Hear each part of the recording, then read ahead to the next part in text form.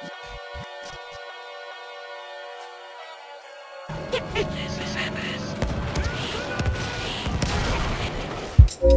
I already know you're looking at this video thinking I'm crazy.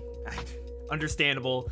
Just try to listen to what I'm about to say with an open mind, and you might leave this video with something. So pull up a chair because it's about to get very philosophical up in here. So for better or for worse, most video games involve killing or hunting virtual creatures of one sort or another.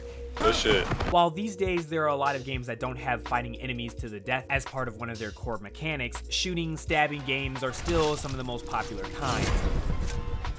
Emerging gameplay and open world features mean that you can be more creative with your digital murder, mowing people down with cars or orchestrating elaborate demolition that ends up with some poor unlucky NPC more dead than Peter Molyneux's career.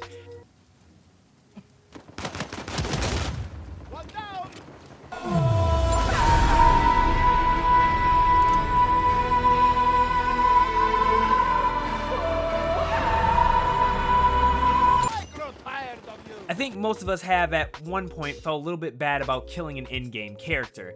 Thanks to better AI and more convincing enemy and NPC behaviors, it's becoming easier and easier to make something that seems alive. Not that it always takes much.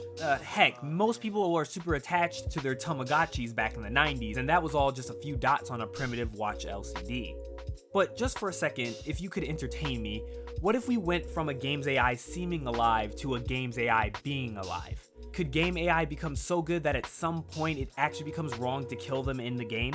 This is actually a topic that's been handled in fiction quite a lot over the years. Star Trek actually had a few episodes about holodeck characters becoming self-aware and the moral issues this raises. Crew members in the show never had an issue killing characters in their holodeck programs in general, but when characters like Professor Moriarty from Sherlock Holmes achieves sentience, it became an issue because he was reclassified as a life form.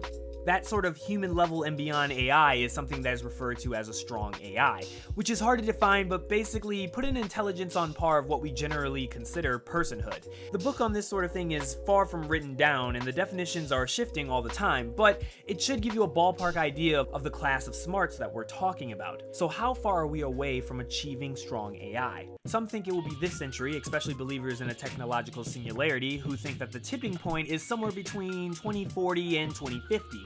Others are more conservative and reckon we might be a few centuries off. But regardless of the date, no one seriously doubts that it will actually be achievable one way or another eventually. After all, the existence of human-level intelligence tells us that it's possible in principle. Either way, encountering strong AI in video games is something that we're not likely to ever have to worry about. Either because the technology is still far off or because there's no real reason to apply a strong AI to single NPCs. I can imagine a strong AI being the game master and puppeting everything in the game, but as multiple single entities, it just doesn't seem that all enticing. Still, that raises the question over whether it's right to switch that strong AI off when you're done playing.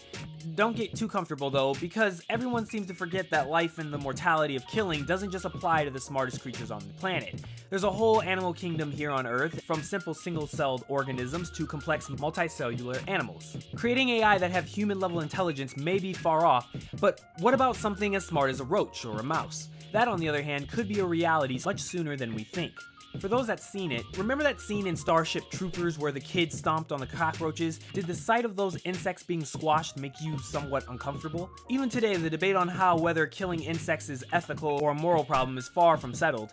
We still don't know if insects can feel pain the same way we vertebrates can, and deciding on standards and euthanasia is a tough nut to crack, which I don't even want to get into. We know that insects react to injury by trying to avoid it, and that they are aware of injury, but no one has a good idea of their subjective experiences or even if they have any subjective experiences at all. Some invertebrates, such as the Portia spider, shows incredible complex behavior, panning ability, and problem-solving skills that can't be attributed just to instinct. All of this despite the fact that the spider's equivalent of a brain is only the size of a pinhead. The very fact that we have such a tight debate on the morality of ethics when it comes to these animals that are on the lower end of the intelligence scales gives us a ballpark level at which terminating an intelligent entity starts becoming a little dodgy. It stands to reason that we'll create AI as smart as cockroaches or even small mammals quite some time before we get into human plus strong AI. Something as smart as a Portia spider could give you a hell of a go in Halo, that's for sure.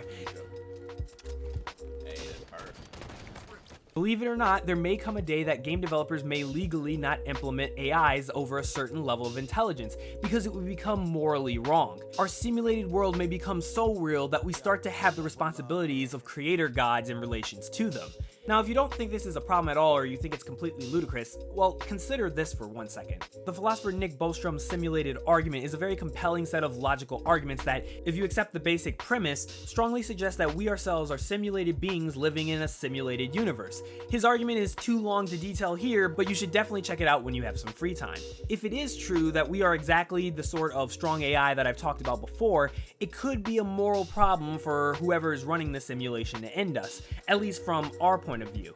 So if you ran into a simulation good enough to have virtual life that counts, it could pose the same sort of problems. On the other hand, if you have the power of God over a virtual world, do the rules of morality really apply to you at all? So I'm actually very curious, what do you think about this concept? Do you think it'll ever be wrong to kill a game AI far in the future? Do you think it will ever be possible? Let me know in the comments below and we might have a good discussion on our hands. My name is Ethos, I hope you enjoyed this food for thought, and I'll catch you guys later. Are you afraid of me now? Do you feel